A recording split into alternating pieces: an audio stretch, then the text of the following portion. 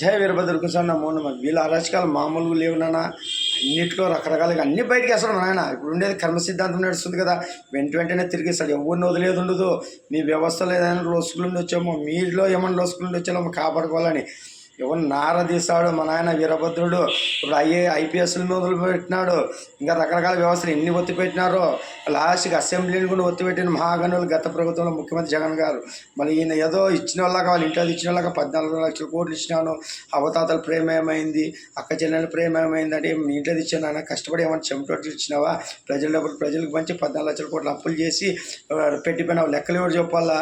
ఎవరైనా మనం ఒక లెక్కలు చెప్పలేకుండా వ్యవస్థలు ఎట్లా తయారైనా చూడండి. ఎవరు ఇచ్చినట్లు వాళ్ళు లక్షల కోట్లు అప్పులు చేసిపోతే కట్టేకేమో సిద్ధంగా ఉన్నామా? మా భావితరం నాశనం అయిపోతుందిరా నాయన. మా భావితరానికి ఏం అప్పులు ఇస్తామా? భవిష్యత్తు లేదా? ఏం అమరావతి పోలవరం కంప్లీట్ చేసింటే వాళ్ళ జీవితాలు వెలుగుతుండే.